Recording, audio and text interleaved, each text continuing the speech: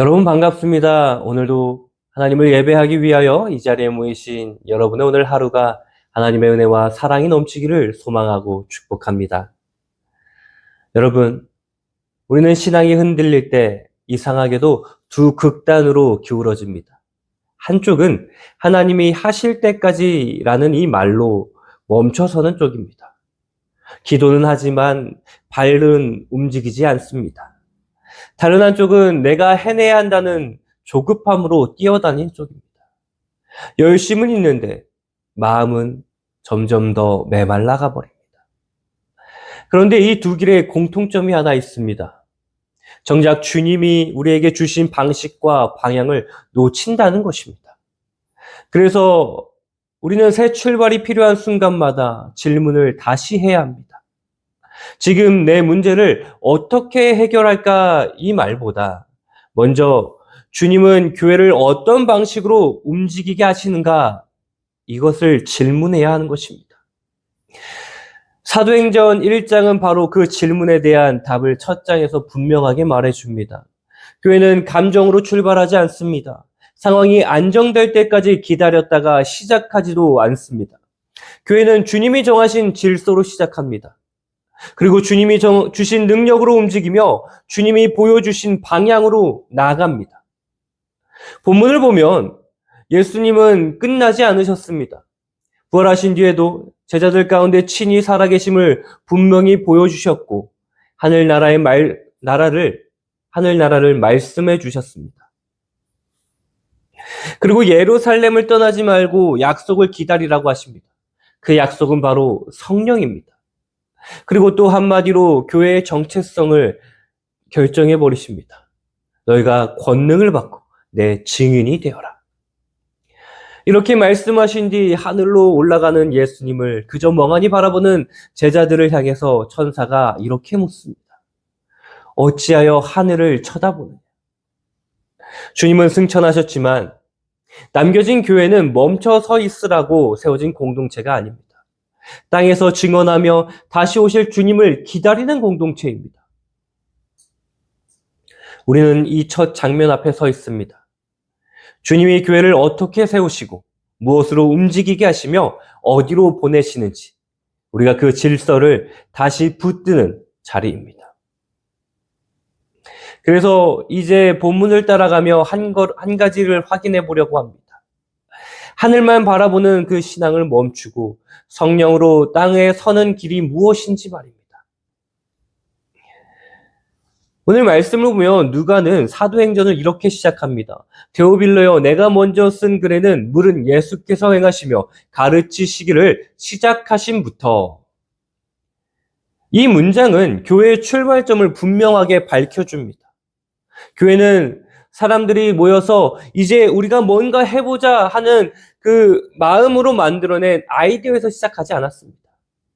교회의 시작은 예수님의 멈추지 않는 일하심에서부터 시작합니다.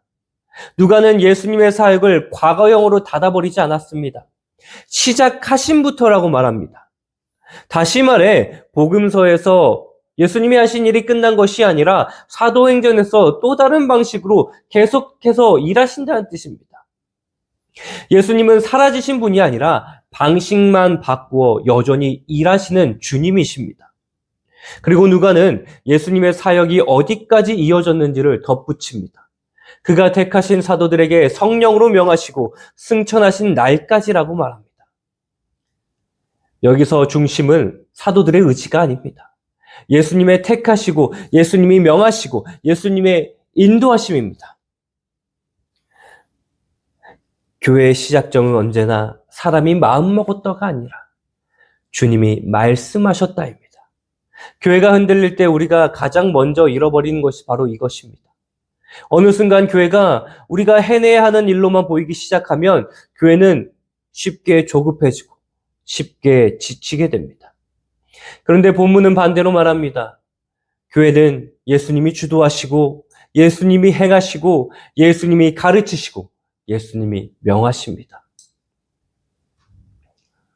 그런데 누가는 여기서 멈춰서지 않고 조금 더 깊이 들어가서 교회를 떠받치는 가장 단단한 바닥이 무엇인지를 보여줍니다. 그가 고난받으신 후에 또한 그들에게 확실한 많은 증거로 친히 살아계심을 보여주셨다라고 기록합니다. 교회는 분위기나 감정으로 세워지지 않습니다. 교회는 그때 감동이 있었어라는 그 기억으로 움직이지 않습니다. 교회는 우리가 뜨거웠던 시절이 있었지라는 그 추억으로 버티는 곳이 아닙니다. 교회는 부활하신 예수님이 지금도 살아계시다는 그 현실 위에 세워집니다. 여기서 많은 증거라는 말은 부활이 누군가의 상상이나 종교적 장치가 아니라는 뜻입니다. 예수님은 친히 보여주셨습니다. 그리고 만나주셨습니다. 그리고 우리에게 확신하게 하셨습니다. 교회의 기초는 그럴 수도 있지가 아니라 그분이 살아계시다입니다. 이 사실이 흔들리면 남는 것은 열심과 의문뿐입니다. 열심은 잠시 불을 붙일 수는 있어도 사람을 끝까지 살리진 못합니다. 의문은 순간 교회를 굴러가게 할 수는 있어도 고난의 날에 성도를 다시 일으켜 세우지 못합니다. 그러나 부활의 주님은 다릅니다. 살아계신 주님은 지금도 우리의 교회를 일으키고 계십니다. 지금도 우리를 부르십니다. 지금도 우리의 방향을 다시 잡아주고 계십니다. 누가는 부활의 현실이 단지 예수님이 살아계시다는 선언에서 끝나지 않았다고 말합니다. 예수님은 40일 동안 그들에게 보이시며 하나님의 나라의 일을 말씀하셨습니다. 살아계신 주님은 제자들에게 감동만 남기지 않으셨습니다. 사명만 던져주시지 않으셨습니다. 먼저 말씀으로, 중심으로 세우셨습니다. 부활은 단지 죽음을 이기셨다는 사건이 아니라 하나님 나라가 실제라는 선포입니다. 예수님은 하나님 나라의 현실을 다시 가르치셨고 제자들의 눈을 다시 열어주셨습니다. 교회는 여기서 시작합니다. 하나님 나라라는 큰 이야기 안에서 우리의 작은 삶과 작은 사명이 제자리로 돌아옵니다. 그러니 교회의 시작은 아이디어가 아니라 부활하신 예수님의 현실입니다. 우리가 가진 계획이 교회를 세우지는 않습니다. 우리가 가진 결심이 교회를 살리지는 않습니다. 살아계신 예수님이 교회를 세우고 살아계신 예수님이 교회를 살립니다. 그래서 교회는 늘 첫 질문을 바로 세워야 합니다. 우리가 무엇을 할까 이전에 주님이 지금도 살아계셔서 무엇을 하시는가를 우리가 먼저 물어야 합니다. 이 질문이 바뀌면 교회는 다시 움직입니다. 신앙의 엔진이 내 열심이 되면 결국 지치지만 신앙의 엔진이 부활의 주님이 되면 다시 일어설 수 있습니다. 그래서 우리가 해야 할 일은 단순하고 분명합니다. 내 마음을 먼저 점검하십시오. 요즘 내 신앙의 중심을 움직이는 힘이 무엇입니까? 내가 해내야 한다는 부담입니까? 주님이 살아계시다는 확신이십니까? 교회가 교회답게 서는 자리도 여기에 있습니다. 부활의 주님이 현실이면 우리는 멈춰설 이유가 없습니다. 동시에 우리가 조급해야 할 이유도 없습니다. 살아계시다는 주님이 말씀으로 우리를 세우시고 하나님 나라의 관점으로 우리를 다시 정렬시키기 때문입니다. 그리고 본문은 곧바로 다음으로 넘어갑니다. 살아계신 주님이 우리에게 하라만을 말씀하지 않으십니다. 주님은 교회가 무엇으로 움직여야 하는지 이어서 분명하게 하십니다. 우리의 엔진은 열심이 아니라 주님이 약속하신 성령입니다. 이제 그 주님이 우리를 어떤 방식으로 움직이게 하시는지 또 본문은 다음 장면으로 우리를 데려가고 있습니다. 예수님은 부활하신 뒤 제자들을 향해 뜨거운 결심부터 요구하지 않으셨습니다. 오히려 첫 문장의 이것입니다. 예루살렘을 떠나지 말고 아버지께서 약속하신 것을 기다리라. 여기서 우리는 본능과 반대로 가는 주님의 길을 봅니다. 제자들은 아마 가슴 속에 뜨거운 열정이 타오르면서 이제 우리가 뭔가 해야 한다는 마음이 더 강했을 것입니다. 그러나 예수님은 오히려 떠나지 말라고 하십니다. 움직이기 이전에 서 있으라는 말입니다. 이 기다림은 게으름이 아닙니다. 기다림은 아직 내 힘으로 출발하지 않겠다는 순종의 자세입니다. 하나님 나라의 일은 나의 열심이 앞서는 것이 아닙니다. 약속이 앞서야 하는 것입니다. 예수님이 이어서 더 분명하게 말씀하십니다. 너희는 몇 날이 못되어 성령으로 세례를 받으리라. 교회의 새 출발은 우리의 마음을 다시 잡자 같은 결의로 열리지 않습니다. 교회의 시작은 성령의 임재로 열리는 것입니다. 여기서 성령으로 세례는 단지 우리의 감정이 고조되는 체험을 말하는 것이 아닙니다. 성령께서 우리를 덮으셔서 교회가 더 이상 자기의 에너지로 움직이는 공동체가 아니라 하나님의 능력으로 움직이는 공동체가 되게 하시는 그 사건입니다. 그리고 예수님이 이 모든 말씀을 한 문장으로 정리해 주십니다. 오늘 본문에서 핵심이 바로 사도행전 1장 8절입니다. 오직 성령이 너희에게 임하시면 너희가 권능을 받고 예루살렘과 온 유대와 사마리아와 땅끝까지 이르러 내 증인이 되리라 하시니라. 여기서 질서가 아주 정확합니다. 권능이 먼저가 아니라 성령이 임하시면이 먼저입니다. 그리고 권능의 목적이 내가 강해진다가 아니라 내 증인이 된다입니다. 성령의 능력은 교회의 자기 과시를 위해 주어지지 않았습니다. 성령의 능력은 교회의 안정감이나 우월감이 아닙니다. 성령의 능력은 예수님을 증언하게 하는 능력입니다. 교회가 성령의 능력을 받았음에도 불구하고 증언이 없고 사람이 남지 않고 복음의 향기가 사라진다면 그건 능력이 부족한 게 아니라 방향이 틀어진 것입니다. 성령의 권능은 반드시 증인을 향해야 하는 것입니다. 성경을 보면 예수님은 성령의 역할을 분명히 말씀하셨습니다. 요한복음 14장 26절을 보면 성령 그가 너희에게 모든 것을 가르치고 내가 너희에게 말한 모든 것을 생각나게 하리라. 증언은 지식의 양으로 되는 일이 아닙니다. 내가 그때 왜 그 말을 못했지?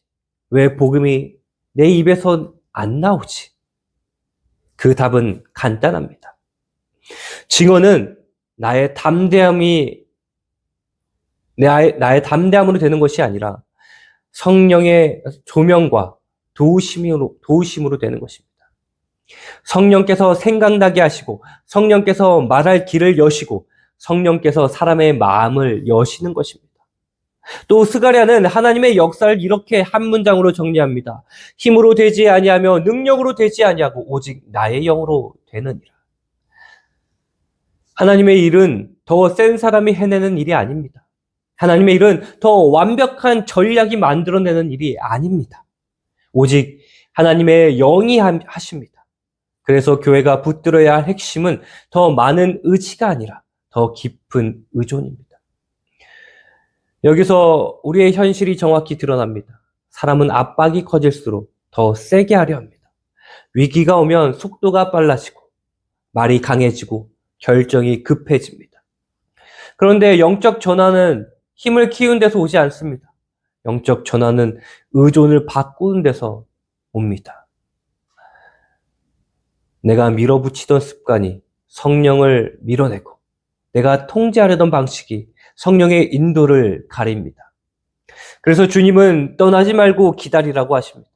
움직이지 말라는 뜻이 아니라 출발의 엔진을 바꾸라는 뜻입니다. 그래서 우리는 자기의 힘으로 사역을 밀어붙이는 습관을 이제는 내려놓고 기도로 성령의 도움을 구하는 질서로 돌아가야 합니다. 교회는 더 해내는 공동체가 되기 이전에 더 구하는 공동체가 되어야 합니다. 개인도 마찬가지입니다. 내가 어떻게든 버틴다가 아니라 성령님, 오늘 내 안에 예수님의 증언이 살아나게 하소서라고 구하는 것입니다. 그리고 한 가지를 꼭 붙드셔야 합니다. 성령의 능력은 추상적인 체험으로 끝나지 않습니다. 성령의 능력은 내 기분이 좋아졌다 해서 멈추지 않습니다. 본문은 능력의 목적을 정확히 지정합니다. 권능을 받고 내 증인이 되리라.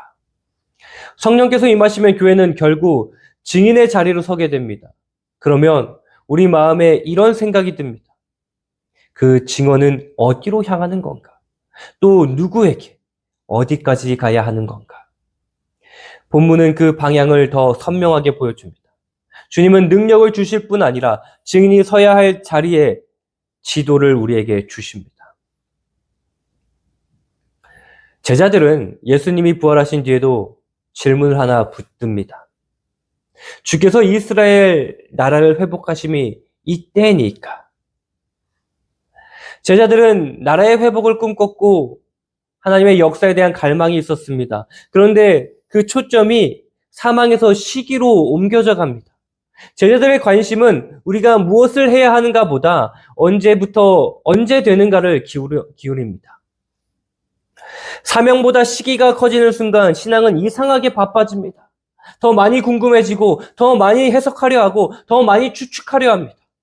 그런데 정작 순종은 뒤로 밀려납니다. 예수님은 이 흐름을 단호하게 잘라내십니다. 때와 시기는 아버지께서 자기의 권한 안에 두셨으니 너희가 알 바가 아니요. 예수님은 관심 갖지 말라가 아니라 영역을 바꾸라고 말씀하시는 겁니다. 우리에게 허락된 영역은 추측이 아니라 순종입니다. 우리는 내일의 시계를 소유하지 못합니다. 그러나 오늘의 순종을 선택할 수 있습니다. 때와 시기에 붙잡히면 불안은 커질 수밖에 없습니다. 불안이 커지면 말은 많아집니다. 말이 많아지면 발걸음은 멈춤섭니다. 예수님은 그 악순환을 끊으십니다. 너희가 알 바가 아니요. 그리고 곧바로 너희가 할 바를 주십니다. 그래서 예수님은 다시 핵심으로 돌아가십니다. 오직 성령이 너에게 임하시면 너희가 내 증인이 되리라. 보십시오. 예수님은 때에 대한 답을 주시기보다 우리가 붙들어야 될 한 가지를 주십니다. 성령이 임하시면 권능을 받는다고 말합니다.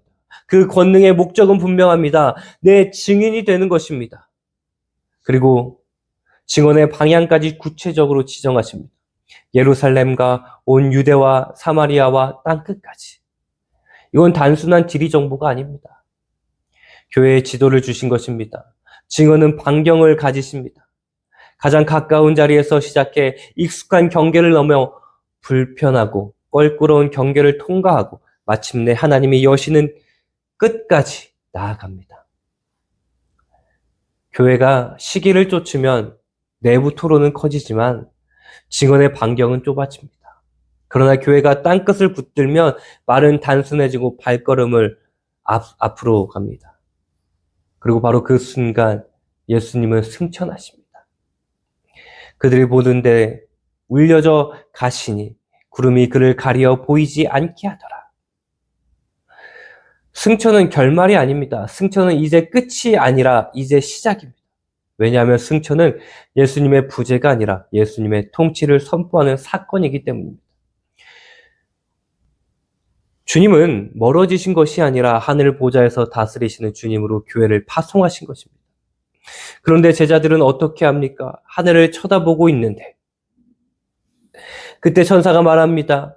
갈릴리 사람들아 어찌하여 서서 하늘을 쳐다보냐? 이 예수는 오시리라.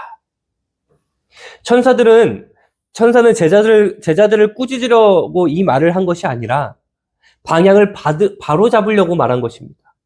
하늘을 보는 일이 틀린 게 아닙니다. 문제는 하늘만 보는 것입니다. 승천은 우리의 시선을 하늘로만 고정시키는 사건이 아니라 하늘의 소망으로 땅의 사명을 가능하게 하는 사건입니다. 이 예수는 오시리라. 재림의 약속은 도피의 핑계가 아니라 증언의 힘입니다. 주님이 오시기에 우리는 오늘을 가볍게 버리지 않아야 합니다. 오히려 오늘을 견고하게 붙들어야 합니다. 여러분, 예수님은 이미 이렇게 말씀하셨습니다.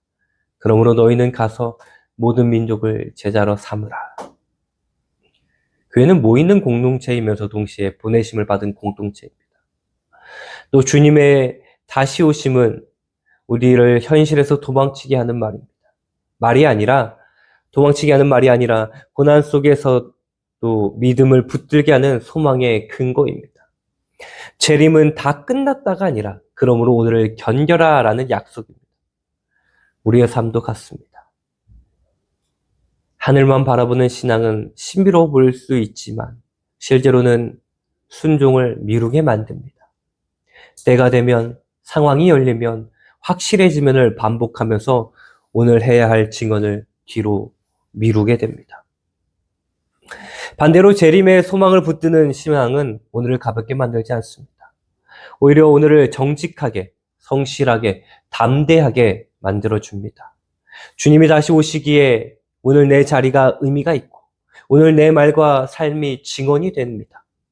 그래서 우리는 시기를 맞추려는 불안을 내려놓고 오늘 내 자리에서 증인의 한 걸음을 떼십시오. 내가 가진 작은 순종, 내가 할 수 있는 한마디, 내가 붙들 수 있는 한 사람, 내가 감당할 수 있는 섬김으로 예수님을 드러내십시오.